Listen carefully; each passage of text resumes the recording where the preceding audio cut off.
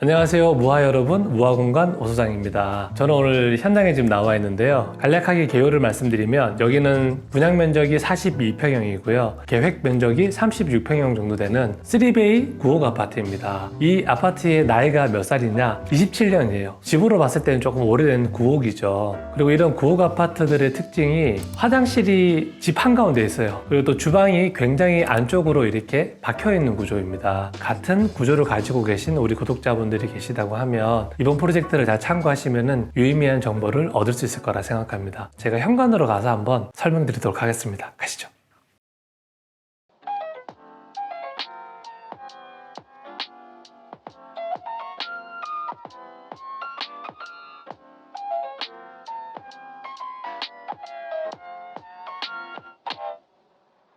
현관입니다. 이전을 먼저 말씀을 드려야 될 것 같은데요. 제가 서 있는 이 현관의 크기가 가로가 1560에 이 앞뒤 간격이 1400밖에 되지 않아요. 근데 제가 여기 분양 평수를 42평이라 말씀드렸잖아요. 면적에 비해서 현관이 너무 작다. 그리고 또 현관 중문을 열고 들어서면 좌우에 작은 방이 배치되어 있어서 방으로 들어가는 방문이 있고요. 화장실이 거실 주방 한가운데 떡하니 있어요. 그래서 화장실로 들어가는 문까지 붙어 있겠죠. 방문 3개가 보이는 구조입니다. 근데 무화는 현관이 넓어졌다 좁아졌다 이런 말을 하는 회사가 아니잖아요. 어떤 가족들의 필요가 있었는지, 살고 계셨던 집에서 어떤 불편함이 있었기에 공간 솔루션을 드렸는지를 제가 설명을 드릴게요. 첫 번째는 이 현관이 좀 확장이 됐으면 좋겠다라는 말씀과 수납장이 너무 현저하게 부족했었습니다. 우리 가족분들이 필요를 들어보니 재밌는 단서를 발견했어요. 따님이 이제 출가를 하셔서 결혼하고 따로 이제 가정을 꾸리셨는데 주말마다 사위분과 따님분이 이제 놀러 오셔가지고 우리 부모님들과 함께 술도 한잔하고 얘기도 하고 좋은 시간을 많이 가지신다 그러더라고요. 그 또 하나 뭘까? 주중에 따님분이 이 게스트룸을 좀 이용하고 싶다고 말씀하셨대요. 그래서 제가 이걸 착안해 봤을 때 현관이라고 하는 곳을 조금 더 물리적으로 확장을 하면 좋겠다라고 생각을 해서 거실부에 있는 공간 경계점까지 현관을 쭉 밀고 들어갔죠. 집 안에서도 전용부와 공용부를 분리할 수 있다고 개념을 잡아봤습니다. 내실보다는 약간 더 좀 독립성을 요하는 서재방, 그리고 손으로 가리키는 지금 오른쪽 방이 우리 따님께서 사용하실 게스트룸입니다. 장식장과 그리고 수납장, TV까지 설치가 되어 있어요. 그리고 여러분 아까 제가 우리 가족분들의 또 불편을 말씀드렸죠. 바로 수납이 너무 없다는 것이었습니다. 우리가 어떻게 해석했을까? 제가 손으로 가리키는 이 거울이 달려있는 이 벽이 바로 뒤편이 골조 벽입니다. 얘는 움직일 수가 없어요. 그 뒤편으로 뭐가 있었느냐? 작은 방에 속해 있는 반침이라 부르는 붙박이장 같은 창고가 조그맣게 있었어요. 저희는 역으로 해석을 해서 현관에서 바로 진입해서 사용할 수 있는 큰 팬트리를 만들어 드렸습니다. 골프 가방을 집어 넣어두시고 또 등산화 같은 것들을 배열하시기에도 이 집에서 전혀 볼 수 없었던 큰 수납 공간이 생기게 됐겠죠. 자, 또 하나 더 있습니다. 신발장이 너무 작잖아요. 왜냐면은 이 폭이 1400밖에 안 되는데 기존에서 드라마틱하게 커지지 않았어요. 그럼 우리는 할 수 있는 방법이 뭘까? 마치 이 방에 반침이라는 공간이 있었던 것처럼 수납장을 굉장히 깊게 워크인 클로짓처럼 신발장을 만들어 드렸습니다. 그러니까 문을 열면은 사람이 들어가서 들어가는 신발을 확인할 수도 있을 것이고, 그리고 급할 때는 좀 키 큰 물건이나 큰 볼륨의 물건들도 놓아둘 수 있겠죠. 사실 기존 구조에서는 거의 수납을 확장하기 불가능한 구조였는데 저희가 이런 구조 변경을 통해서 필요와 행위와 고통을 3개 다 해결해 드렸다. 그럼 이런 말씀 하실 수가 있어요. 작은 방에 이렇게 공간을 안쪽으로 밀고 들어가면 안쪽 작은 방이 작아지지 않느냐? 작아지죠.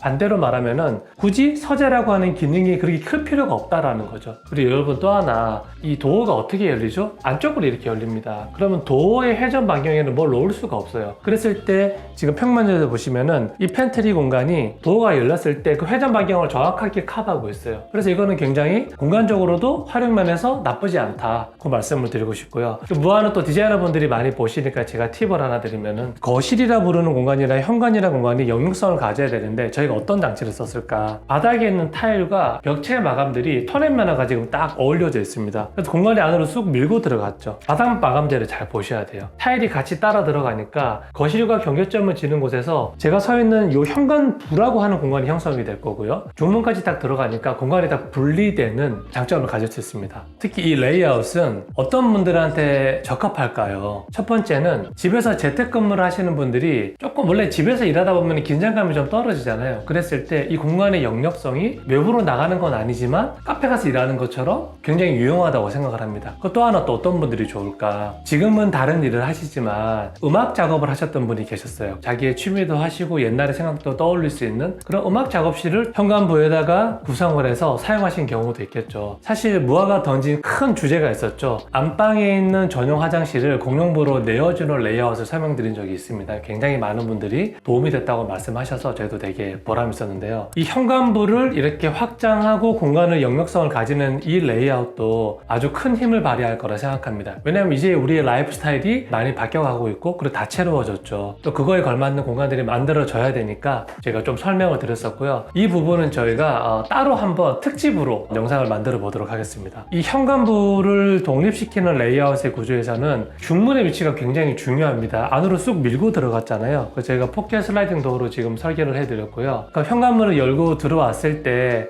복도 끝 벽에 아름다운 우리 가족의 토네메드를 나타낼 수 있는 그런 조형적인 조명과 이런 장치들이 되어 있습니다. 그럼 제가 공용부로 들어가서 좀 설명을 드리도록 하겠습니다.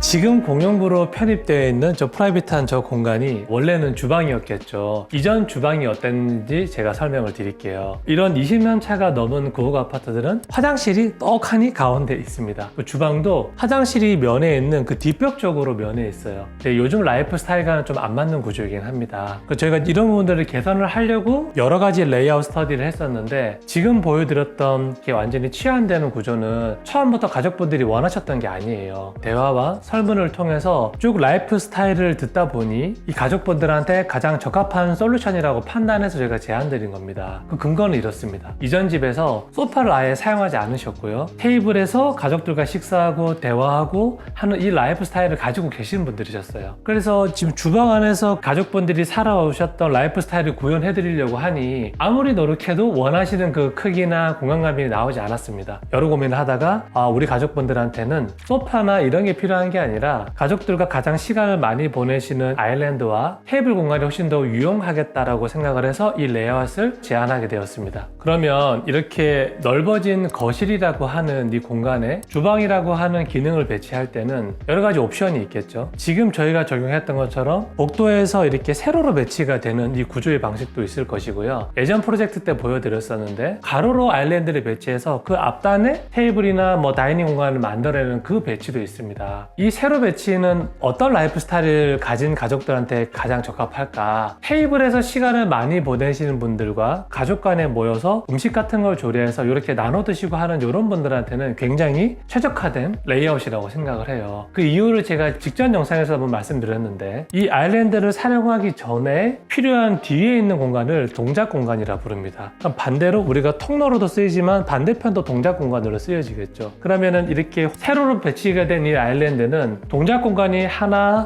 두 개, 세 개가 존재합니다. 동선도 길어졌죠. 그럼 사실 여기에서는 한 번에 여러 명이 모여서 무언가 행위를 해도 여유롭게 여기서 재밌는 시간을 보낼 수 있다는 거죠. 그런 분들한테는 이렇게 동선이 많이 확보되어 있는 공간이 되게 유리하다, 그 말씀을 드리고 싶고요. 아일랜드 끝단으로 멋진 테이블이 지금 배치가 되게 될 텐데요. 이 테이블을 왜 여기다 배치를 했을까? 이 테이블 같은 경우에는 바라보는 조망이 도시 조망인데요. 창밖에 건축물들이 나지막한데 굉장히 멋있어요. 건축가들이 많이 지어가지고. 이런 환경을 가진 분들한테는 굉장히 유의미합니다. 테이블에 들어간다는 거는 이제 앉아서 행위를 적극적으로 시간을 보낸다는 의미일 텐데 여기에 뭐가 동반되면 좋을까? 홈바가 같이 따라가면 굉장히 좋겠죠. 그래서 벽면에 보시면은 이제 와인 셀러와 그리고 저희가 멋지게 만들어드린 잔을 보관할 수 있는 수납장이 있습니다. 마치 한 세트 같지 않나요? 필요한 기능을 알고 나서 필요한 나머지 이 가구나 가전 같은 기능들을 보완해 줬을 때 공간이 더 완성된다고 저는 생각합니다. 또 다른 옵션이 있어요. 어떤 옵션이 있느냐? 식탁을 저희는 지금 창가 쪽으로 조망이 좋은 곳에 배치를 했는데, 자 반대로 이 식탁이 이렇게 미러가 돼서 제가 서 있는 이 싱크 쪽으로 오는 방법도 있습니다. 그럼 이건 어떤 가족들한테 유리할까? 우리가 원래 주방 공간이었던 저 공용부 공간이랑 소통하는 관계가 많은 곳들, 거실과 테이블의 관계가 더 중요하신 분들은 식탁이 창가 쪽이 아니라 안쪽으로 들어오는 것도 굉장히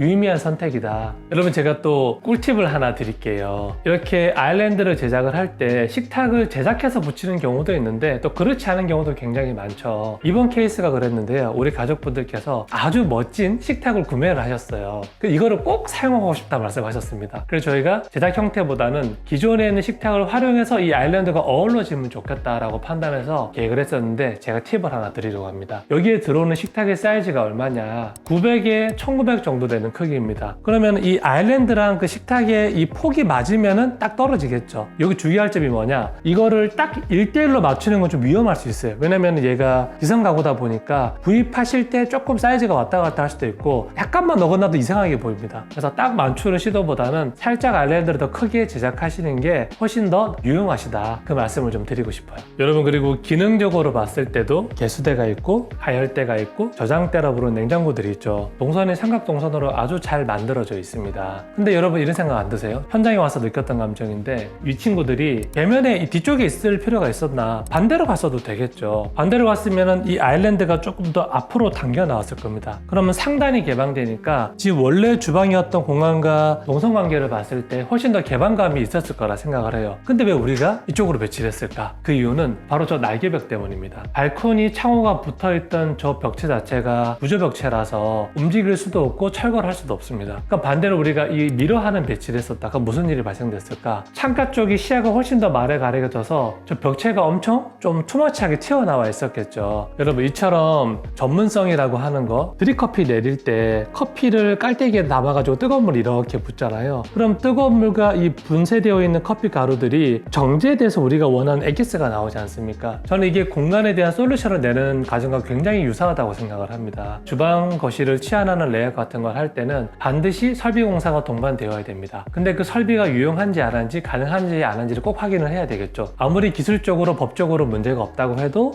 관리소라고 하는 공동 규약에서 못하게 하면 안 되는 거예요. 그래서 반드시 관리소와 협의하셔서 확인하신 다음에 작업을 하시는 걸 꼭 추천드립니다. 제가 거실로 이동을 해서 어떤 공간에 기능이 담겨 있는지를 제가 설명드리도록 하겠습니다. 가시죠.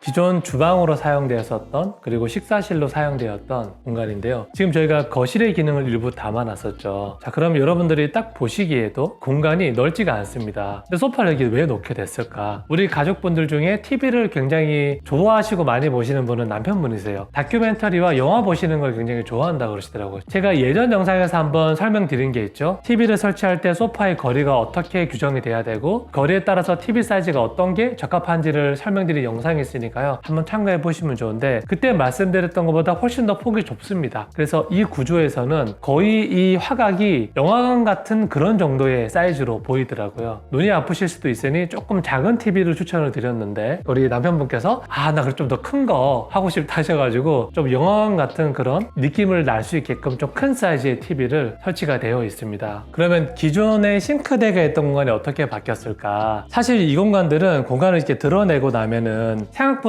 공간이 좀 못생겼어요. 이렇게 꺾여 있잖아요. 공간의 활용도가 좀 애매한 부분이었는데 저희는 좀 역으로 해석을 해서 이 안쪽을 좀 공간이 위어되어 있는 약간 다락방 같은 그런 느낌의 좀 숨겨진 공간처럼 좀 표현하고 싶었습니다. 여러분 제가 재밌는 얘기 하나 해드릴게요. 구해줘 홈즈에 이제 패널로 좀 꽤 오랫동안 같이 출연을 했었는데 아이를 위한 다락방에 대한 얘기가 나왔어요. 그때 제가 했던 얘기가 잠은 침대에서 자지만 꿈은 다락에서 꾼다, 그런 얘기를 했었습니다. 근데 이제 저희가 설계라고 하는 집을 만드는 과정을 많이 하다 보니까 이렇게 위어되어 있는 나만의 다락방 같은 공간들을 아이들만 좋아할까? 절대 아닙니다. 어른들이 더 좋아합니다. 저도 저희 집에 비밀의 문을 열고 들어가면 제일 구석에 제 방에 나오잖아요. 저한테는 다락방 같은 곳이에요. 그러니까 정말 홀로 있고 싶을 때, 휴식을 취하고 싶을 때 저는 그 안쪽 방으로 들어가거든요. 그런 것처럼 이 안쪽에 활용하기 힘들었던 이 공간 자체를 좀 다르게 해석해서 갖고 계셨던 리클라이너가 여기 위치하게 될 거고 조용히 책을 보시거나 휴식을 취하실 때 굉장히 매력적인 공간으로 사용될 거다, 그렇게 말씀드리고 싶어요.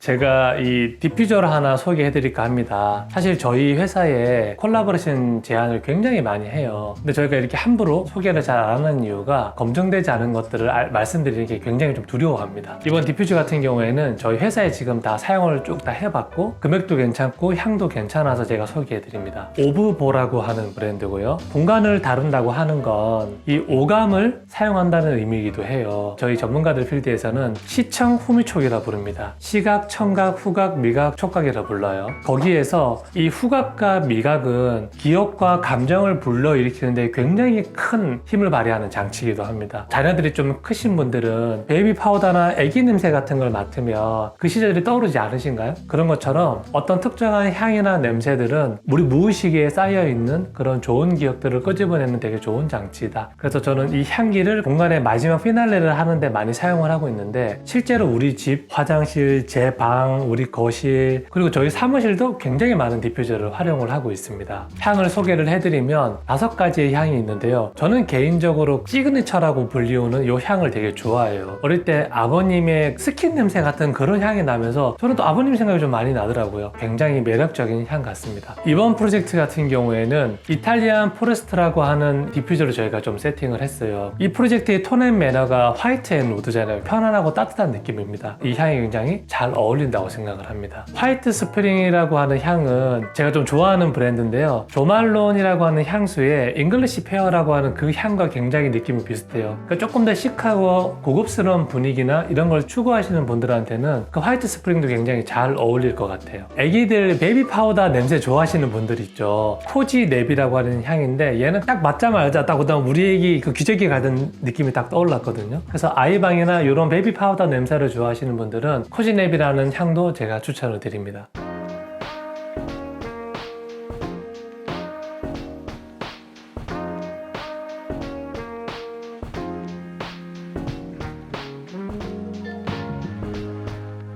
여러분 여기는 안방입니다. 구조가 심플하고 그냥 일반적인 애라고 생각하실 수 있을 것 같아요. 근데 여기에 굉장히 중요한 점이 있습니다. 설계라고 하는 과정을 진행을 할 때 제가 소통을 하거나 이제 질의응답하는 설문지가 있다고 말씀드렸죠. 가장 불편했던 점들이 뭐가 있냐라고 여쭤보는데 우리 남편분께서 하셨던 말씀이 제게 되게 인상 깊어요. 침대가 한쪽이 벽 쪽으로 붙어 있어서 동선이 너무 불편하다는 것과 방문을 열었을 때 화장대에 도어가 닿아서 방문이 다 열리지 않는다라는 말씀하셨어요. 근데 여러분 재밌지 않으세요? 어떤 분들은 안방을 줄여달라 나는 잠만 잔다 또 연세가 좀 있으신 분들은 그게 불편할 수도 있어요. 그래서 뭐가 맞고 틀리다가 아니지만 이사를 하셔서 인테리어라고 하는 우리 집을 만드는 과정에서 가장 또 중요한 부분 하나가 내 불편함이 개선됐을 때 만족도가 굉장히 커집니다. 그래서 이번에 새로 구입하신 침대지만 앞뒤 동선을 충분히 만들어 드렸죠. 저는 이게 좋은 집을 만드는 설계의 과정이라고 생각을 합니다. 그리고 여러분들의 이해를 돕기 위해서 노르딕 슬립이라고 하는 브랜드에서 이렇게 침구 세팅을 잘 해주셨어요. 이렇게 또 세팅이 되어 있는 거 보니까 있는 거랑 없는 거랑 되게 큰 차이가 나네요. 톤앤매너를 설명드리면은 지금 헤드월의 어떤 이런 분할이라든지 좀 재료 같은 게 굉장히 패브릭처럼 보이죠. 저건데 필름입니다. 근데 이렇게 좋은 재료도 어떻게 써야 된다? 매칭이 되게 잘 써야 된다. 협탁이라든지 그리고 이런 소품이라든지 그리고 무화에서 제작한 거죠. 이런 패브릭들이 마 느낌의 약간 그런 텍스처감이 있거든요. 이런 것들이 좀 잘 묻어나서 편안한 잠자리 공간이 되지 않았나 생각을 합니다. 모아 여러분 어떻게 보셨나요? 저는 집이라고 하는 공간이 완성되는 과정, 소비자는 뭘 알아야 되고 이걸 제공하는 제공자들은 뭘 알아야 될까? 둘의 관계를 굉장히 저는 중요하게 생각을 하고 있습니다. 그렇다면은 가족들이 어떤 라이프 스타일을 살아왔고 그리고 이 집에서 뭐가 필요하고 어떤 행위가 앞으로 발생될 거고 이 집에서 혹은 예전 집에서 생활하는데 어떤 불편함이 있었는지 이것들을 잘 정제해서 엑기스를 딱 모아서 정렬한 다음에 공간으로 구현해내는 이 과정과 전문성이 저는 우리의 전문성이라고 생각을 합니다. 그래서 우리 구독자 여러분들도 이런 영상들을 참고 삼아 나한테 맞다 아니다 틀렸다 아니다가 아니라 아 저런 라이프 스타일과 저런 필요와 인생에는 이런 공간들이 제법 잘 어울리는구나. 그러면 내 인생에 나다운 공간은 뭘까? 우리 가족다운 공간은 뭘까? 이런 관점에서 저희 영상을 봐주시면 되게 좋을 것 같습니다. 그러면 저는 다음에 더 좋은 영상으로 찾아뵙겠습니다.